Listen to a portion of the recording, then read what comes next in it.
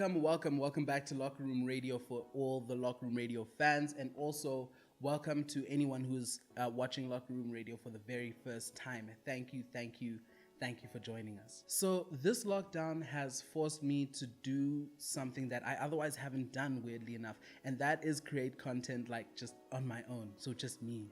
So for this, it's just you and me.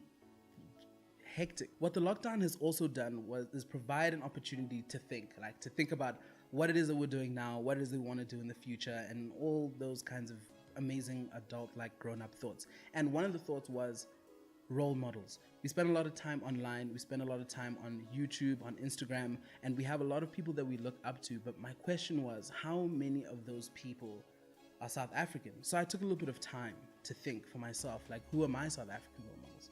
And I took time, man. I thought, day 1, day 2, day 3, day 4.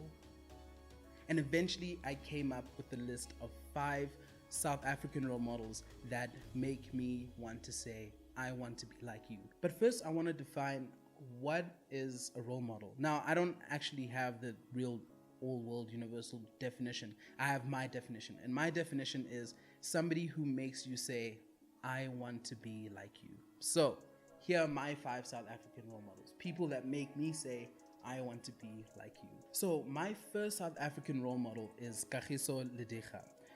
Kagiso Lediga is a producer, director, writer, comedian, and just all-around pretty cool guy. And at the moment, he is at the helm of Diprante, which is a Johannesburg-based production company which is responsible for a lot of television content, films, animated series, and also branded content.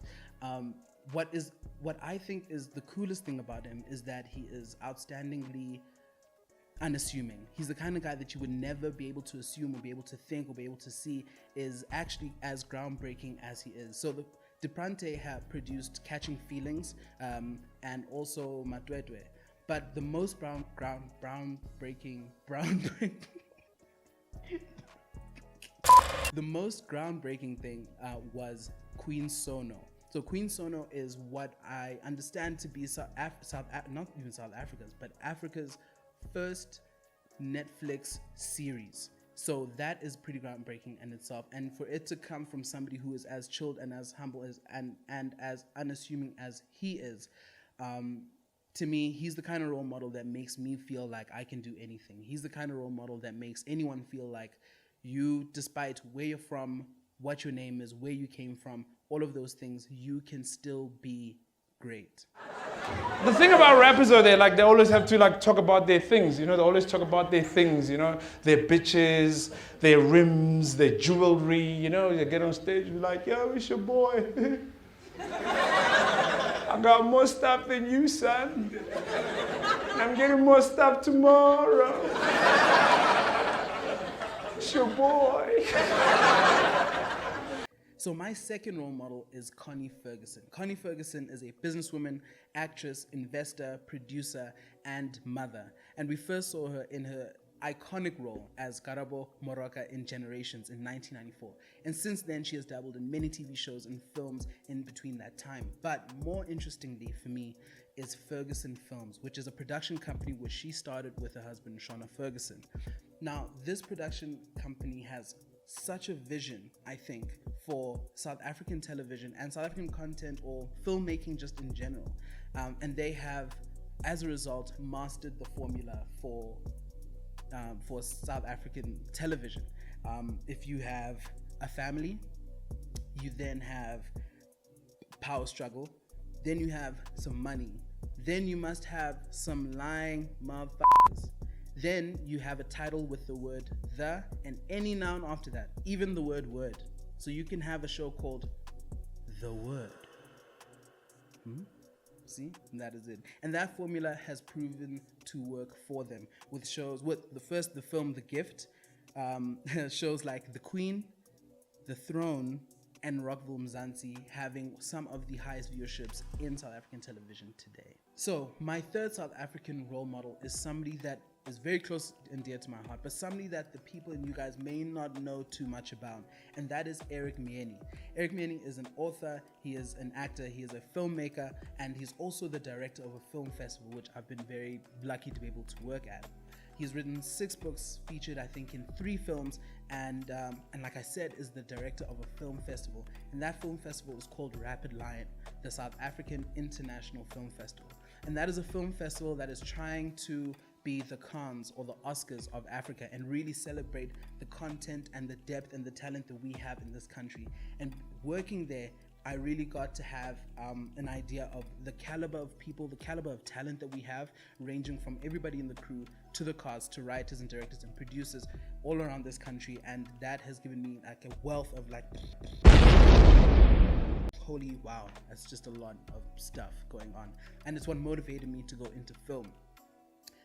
But more than that, he is probably the most passionate, driven, and deliberate person that I know. And I use the word deliberately, because anything that he does and anything that he plans, he does with such intention and such force and such energy that it is undeniable. He becomes a force, and sometimes that can be really intimidating, but it's not intimidation, it's not a scare tactic, it is pure passion. And I think that is what I look up to him the most for. And you can hear this in an interview he did with Gareth Cliff and Cliff Central, which I will play now. The reason South Africans don't go to films is not because they don't have money, because local films do make money. They don't go to films half the time because they don't know about the film until it's in the cinema. Absolutely. And while you are thinking about it, guess what? The week has passed. Stekineko hasn't made a cent, so they've moved it out because they can't afford it.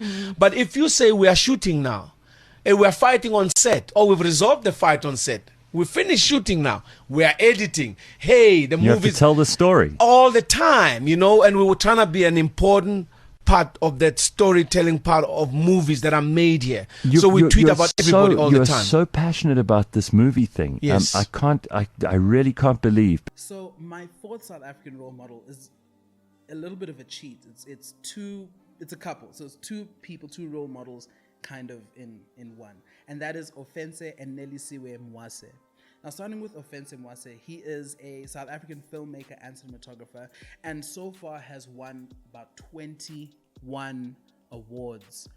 21 awards throughout his work in music videos, in commercials, in film, in short film, around festivals, everywhere. He has done it all and has the experience of truly a master.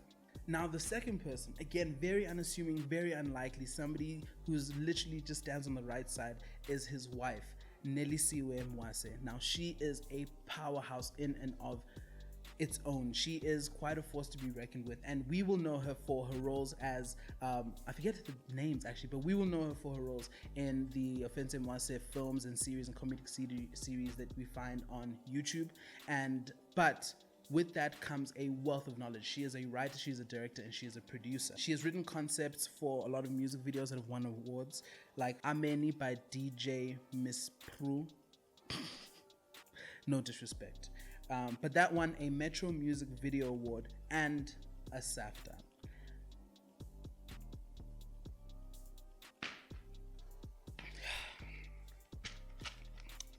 Yeah, a SAFTA. And the thing is, these two, where they come together for me is in their YouTube series. It's how they work together. It's how these two have been able to, 1, find love, and 2, find a common ground, a practice, a business, a workable business that they can both interact together with and shine as individuals, as a producer, as a writer, as a cinematographer, and even as an actress. And in my experience with them, that has been a place where I feel like anything is possible. If you have the right team around you and you have the right people around you, you have the workings to be anything. You will know that a lot of their series and a lot of their shows, I think on YouTube, are way beyond YouTube quality content. It is so much better than YouTube itself, and so they must be like top rung. They are quite the motivation. And then we get to my 5th and final role model, and that has to go to my mom, Nonkqubela Mayatula. Now, she is a businesswoman. She is a hotelier. Yeah, she owns a hotel. And most importantly, she's also a mother, and she is my mother. She served as the CEO and the co-founder of Muchodi Resources, which is like a mining resource company where they broker deals between mines and mining companies, and yeah, it's all a lot of really smart stuff. And also served as the chairman of the board of Lafarge, which is a cement making company, one of the largest here in South Africa right now. It's a French company, but yeah, anyway. And is the founder and owner of Miyeni Estate Hotel and Spa, which is quite a way off of what she normally does, but quite a success and something beautiful and behold in and of itself. Now, what I really appreciate the most about my mother is that she's a true visionary. Sitting with her, you can see her mind ticking, you can see her mind thinking, you can see her work through problems and find solutions for that. And she has been able to solve problems that have not even become problems. And that kind of future thinking and that kind of vision is something that was misunderstood for a long time. Like, it was for us growing up, we didn't quite know how to manage that. She was a very stern person. But as we grow up and as we open up and as I learn and pay attention to her, I understand that it is all part of an incredible vision. Another incredible feat, besides her business stuff and even just being a visionary, is being able to raise 5 kids and being able to provide for those 5 kids individually and uniquely. Each of us are a different person, and she's been able to cater to us and to be able to cater to our everything perfectly. And that it takes a huge brain. I just really appreciate being able to learn from her and to be able to be brilliant, be a strategist, think logically, think smart, think ahead of the curve and ahead of the game. So yeah, those are my 5 South African role models. Now, having a lot of role models, I don't think makes you unoriginal. It's not about copy pasting that person's life and that person's pursuit in your own life. It's about finding those small traits and those small characteristics from each of these people that you have been exposed to or that you expose yourself to, and putting together something unique, taking a lot of small pieces and small traits and things like that. When we put all those things together, that's when you find something really unique. And that becomes your motivational force, that becomes your vision, that becomes your picture for what you want your life to be. And so I really thank all of the people, the 5 people in my list, for even just existing. Some of them know that they're role models, and a lot of them actually don't know that they are role models to me. But if you have any ideas, any person that you feel like is a role model to you, please share that. Share that with us. Share it here on YouTube. Share it on Facebook. Share it on Twitter. Share it on Instagram. Let us know about all the other role models that are out there, because they cannot just be 5. They cannot. You probably can come up with 5 and the next person comes up with 5. So let's make this a conversation. South African role models. And will you become one yourself? And I always think about that. If I was a rapper, because they always have to outdo themselves, talk about their groceries, talk about everything. If I was a rapper, I wouldn't come on stage and hold my balls. No, I'd be cooler than that. I'd get a guy to hold them for me.